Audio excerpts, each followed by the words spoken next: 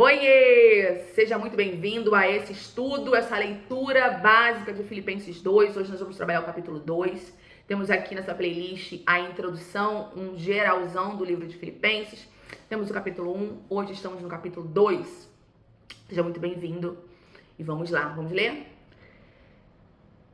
Se por estarmos em Cristo nós temos alguma motivação, alguma exortação de amor, alguma comunhão no Espírito, alguma profunda afeição e compaixão, completem a minha alegria, tendo o mesmo modo de pensar, o mesmo amor, um só Espírito e uma só atitude. Não façam por ambição egoísta ou por vaidade, mas humildemente considerem os outros superiores a si mesmo. Cada um cuide não somente dos seus interesses, mas também dos interesses dos outros. Seja a atitude de vocês a mesma de Cristo Jesus, que, embora sendo Deus, não considerou que o ser igual a Deus era algo a que devia apegar-se, mas esvaziou-se de si mesmo, vindo a ser servo, tornando-se semelhante aos homens. E sendo encontrado em forma humana, humilhou-se a si mesmo e foi obediente até a morte, e morte de cruz. Por isso, Deus o exaltou à mais alta posição e lhe deu o nome que está acima de todo nome, para que ao nome de Jesus se dobre todo o joelho, nos céus e na terra e debaixo da terra, e toda a língua confesse que Jesus Cristo é o Senhor, para a glória de Deus Pai. Então aqui nessa primeira parte, do versículo 1 até o versículo 11, Paulo vem nos ensinando que existe uma medida bíblica saudável que nós devemos ter como comportamento, e ele fala que isso é um exemplo de Cristo. Cristo, sendo Deus, veio e se esvaziou de si mesmo. Ele não se apegou em ser igual a Deus. E Paulo fala que sejamos unidos em um só Espírito. Não façam por ambição egoísta, nada, que a gente não faça nada por ambição egoísta ou por vaidade, nem mesmo, aliás, e muito menos a pregação do Evangelho. Nós devemos ser humildes, e existe uma medida de humildade bíblica que nós devemos seguir. E ele fala, considerem os outros superiores a si mesmo. E isso não é uma falsa humildade. Considerar o outro superior a si mesmo é você se colocar em um lugar de eu posso sempre aprender. Eu posso aprender com aquela pessoa. É um lugar que eu fico, que não é um lugar de arrogância, de superioridade. Em eu faço tudo, eu posso tudo, eu sei tudo. Não, eu sou colaborador junto com meus irmãos para a pregação do Evangelho, para o Evangelho de Cristo, para a edificação da Igreja de Cristo. Então, eu considerar o outro superior a mim mesmo é, na verdade, ter a plenitude da minha identidade. Porque quem é não precisa mostrar que é. Quem é não dá carteirada. Quem tem unção não precisa falar. Quem é usado não precisa dar testemunho, porque a palavra fala que a gente não dá testemunho da gente mesmo. Então, quando eu estou num ambiente, eu como pastora, vou dar um exemplo. Quando eu estou em um ambiente com outras pastoras, eu estou ali com o mesmo título que aquelas pastoras. E, infelizmente, a gente encontra pessoas que se acham, talvez por tamanho de denominação, conhecimento, mas um conhecimento assim, de pessoas, um network crente maior, e ela se sente superior. Ela sente que ali, dentre ela é algo a mais, porque ela é amiga da fulana, sei lá, que tá recebendo. Nós precisamos estar em lugares que talvez sejamos iguais ali pelo título, pelo conhecimento, pelo nível, porque isso é uma verdade do mundo. Mas numa posição em que eu aqui não sou melhor por nada, mas aqui eu tô com as minhas irmãs em Cristo e eu posso aprender com a vida, com a história, com a maneira de cada uma delas, com os erros. E isso eu tenho qualidades que aquela ali não tem. Eu, por exemplo, sou pastora fundadora de uma igreja. E eu tenho uma co-pastora maravilhosa. E eu teria todo o direito humano de me sentir superior. Mas pelo contrário, o meu discurso sempre é, e hoje as minhas ovelhas enxergam, o que tem em mim falta em você. E o que tem em você falta em mim. Por isso nós nos completamos. É exatamente isso aqui. Humildemente considerem os outros superior a si. O que tem em mim falta em você. E o que tem em você falta em mim. Unidas em um só espírito, nós nos completamos. E nós cumprimos com muito mais excelência a obra de Cristo nessa terra. Poderoso, né? Muito poderoso. A gente vai ficar até aqui ou não? Vamos seguir, né? Vamos fazer o capítulo todo? Então a gente vai para o versículo 12. Assim, meus amados, como sempre vocês obedeceram, não apenas na minha presença, porém muito mais agora na minha ausência, ponham em ação a salvação de vocês, com temor e tremor, pois é Deus quem efetua em vocês tanto querer quanto realizar, de acordo com a boa vontade dele. Façam tudo sem queixas, sem discussões, para que venham a tornar-se puros e irrepreensíveis, filhos de Deus inculpáveis, no meio de uma geração corrompida e depravada, na qual vocês brilham como estrela no universo, retendo firmemente a palavra de vida. Assim, no dia de Cristo, eu me orgulharei de não ter corrido nem me esforçado inutilmente. Contudo, mesmo que eu esteja sendo derramado como oferta de bebida sobre o serviço que provém da fé que vocês têm, o sacrifício que oferecem a Deus, estou alegre e me regozijo com todos vocês. Estejam sempre bem alegres e regozijem-se comigo. E nessa parte aqui do capítulo 2, Paulo vem falando a essa igreja que ele se alegra porque eles têm obedecido o evangelho de Cristo. Não somente na presença de Paulo, que era, né, uma autoridade ali, que era alguém que eles respeitavam, na verdade, que foi o fundador, mas eles continuavam a obedecer e a viver o evangelho de Cristo longe dos olhos de Paulo. Isso é o maior desejo de um verdadeiro pastor, que as suas ovelhas, que as ovelhas que Cristo colocou nas suas mãos, vivam o evangelho verdadeiro dentro da igreja e fora da igreja, na frente dele e longe dele.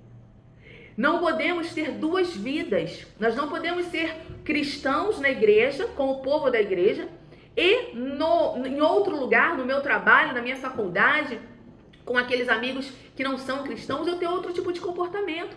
Ou longe dos olhos do pastor, ou longe dos olhos do líder, eu tenho um outro comportamento que eu não tenho dentro da igreja. E Paulo fala, eu me alegro porque vocês são quem vocês são, aqui na minha frente ou longe. E isso é lindo. E ele fala, continuem, pondo a salvação de vocês em ação, com temor e tremor. E o que isso significa? Com respeito à palavra de Deus, sabendo e em obediência, sabendo quem Deus é. Continuem colocando a salvação de vocês em ação, em obediência à palavra de Deus. Não com medo, porque temor não é medo, mas é respeito. Eu conheço Deus a quem eu sirvo e eu respeito e eu obedeço a palavra dele. Amém? Vamos seguir agora para o final de Filipenses? E aí ele vem falando de Timóteo e Epafrodito. Meu Deus, eu particularmente fiquei apaixonada nessa última parte. Eu vou ler para vocês, a gente vai destrinchar um pouquinho. Espero no Senhor Jesus enviar-lhes Timóteo brevemente, para que eu também me sinta animado quando receber notícias de vocês. Não tenho ninguém que, como ele, tenha interesse sincero pelo bem-estar de vocês, pois todos buscam os seus próprios interesses e não o de Jesus Cristo. Você vê que ele começa a segunda carta, aqui. Aliás, na primeira carta que a gente leu, ele fala que existem pessoas que pregam o evangelho por motivações erradas. E aqui, nesse final da segunda carta, ele fala que ele acha dificuldade em achar uma pessoa que pregue o evangelho com interesse sincero e o bem-estar do povo. Ele fala que todos buscam o seu próprio interesse e não o de Jesus Cristo. Paulo fala da igreja primitiva. Paulo fala daqueles que não estão vivendo em 2025. Não estão vivendo na pós-modernidade. Não estão vivendo a igreja moderna. contemporânea. Paulo está falando da igreja primitiva. Lá já existiam pessoas que pregavam o evangelho com a motivação errada, por interesses próprios e não o interesse de Jesus Cristo. Então vamos deixar para lá? Não. O que a gente tem que fazer ao ler isso? Falar, meu Deus, então há esperança pra gente. Pelo menos é isso que vem no meu coração. Caramba, a gente não está realmente destruído. Isso sempre aconteceu. Que é o joio e o trigo.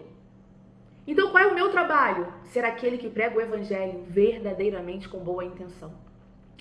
Eu preciso ser aquele que prega o evangelho não para o meu próprio interesse, mas para o interesse de Jesus Cristo. O interesse da igreja. Não por motivações erradas, mas por um interesse sincero. Essa é a minha obrigação. E por quê?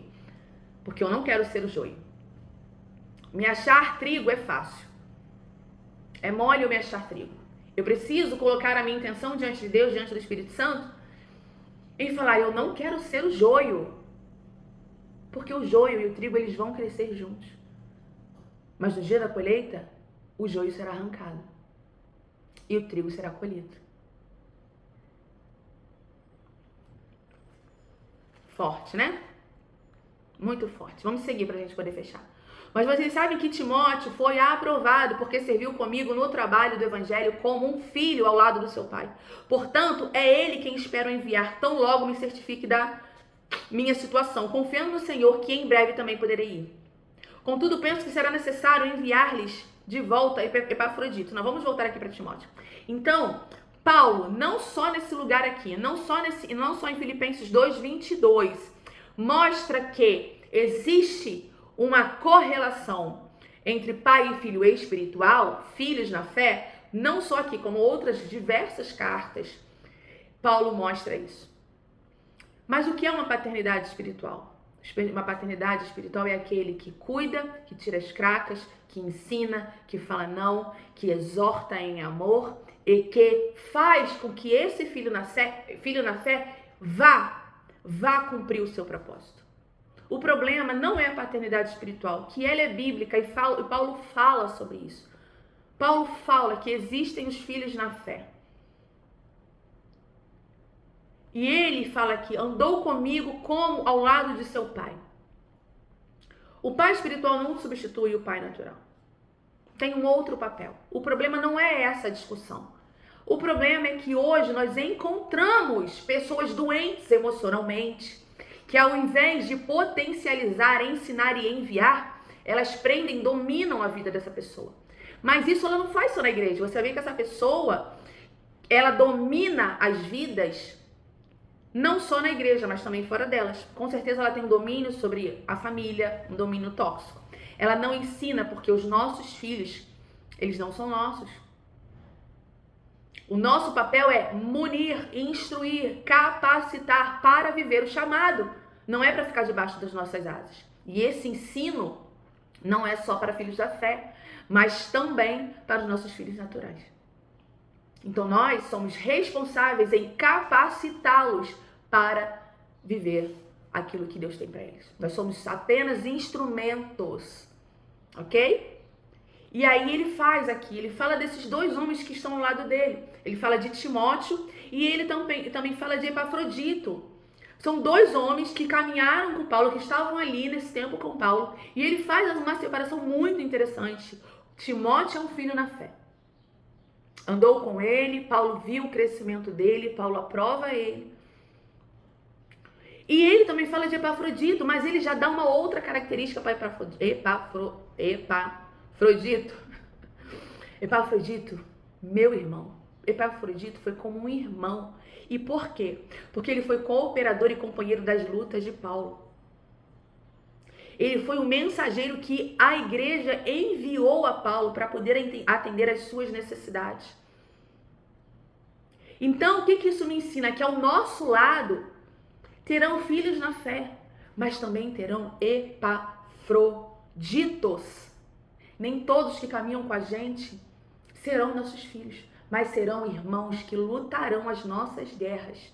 que nos ajudarão nas nossas batalhas e que sim, vão suprir as nossas necessidades financeiras, porque Epafrodito foi enviado para suprir uma necessidade financeira de Paulo, preso em Roma. Então ele fala, então eu acho que eu vou ter que devolver a vocês Epafrodito. Vamos seguir. Pois ele tem saudade de todos vocês e está angustiado porque ficaram sabendo que ele esteve doente. De fato, ficou doente e quase morreu. Mas Deus teve misericórdia dele, e não somente dele, mas também de mim, para que eu não tivesse tristeza sobre tristeza. Por isso, logo o enviarei, para que quando o virem novamente fiquem alegres e eu tenha menos tristeza. E peço que vocês o recebam no Senhor com grande alegria e honrem homens como este, porque ele quase morreu por amor à causa de Cristo, arriscando a vida para suprir a ajuda que vocês não me podiam dar. Então Paulo ele dá uma orientação: honre homens e mulheres que se dedicam verdadeiramente ao Evangelho. Honrem homens e mulheres que abrem mão da sua vida em prol do Evangelho. Honrem homens e mulheres que quase morrem pelo Evangelho, que sacrificam a sua própria vida em prol do Evangelho. A esses honra. E uma honra humana. Nessa ocasião aqui, Paulo está falando de honra humana. Mas, queridos, que vivem sacrificialmente o Evangelho, a honra que eu e você nós precisamos é a honra de Deus. A nossa motivação não é pregar o Evangelho por interesse próprio. Nós precisamos pregar o Evangelho por interesse do reino. E a honra de Deus vem sobre nós. É o que nós precisamos buscar. No nosso coração precisa estar: Senhor, o que me importa é a tua honra. Mas Paulo diz a esses: honrem humanamente. É Bíblia. É uma orientação de Paulo. Eu acho que o que a gente precisa entender é quem realmente tem pregado o Evangelho de forma verdadeira. Quem tem realmente pregado o Evangelho de uma forma genuína. Quem tem realmente pregado o Evangelho pelo interesse sincero e pelo bem-estar da Igreja de Cristo. Porque Paulo fala: pois todos buscam seus próprios interesses e não o de Jesus Cristo. E isso me ensina que a minoria prega o Evangelho pelo interesse de Cristo. Então a gente precisa de discernimento. A gente precisa conhecer a vida. Talvez alguns até comecem com isso, mas eles se perdem no caminho. E é isso que me dá muita tristeza. Mas se você conhece um homem ou uma mulher que morre, que abriu mão, que é sacrificial na obra do Evangelho, honre esse homem ou essa mulher. Honre humanamente esse homem e essa mulher. Honre financeiramente esse homem e essa mulher. Porque é uma instrução que Paulo dá à igreja de Filipenses. O problema não é a honra. O problema é aqueles que pregam o Evangelho por interesses próprios. Que a gente fique com essa palavra, com esse estudo de Filipenses 2, que a nossa mente se abra, que o nosso coração queime e que a gente viva a palavra de Deus verdadeiramente. Deus abençoe. Até o próximo vídeo. Filipenses 3.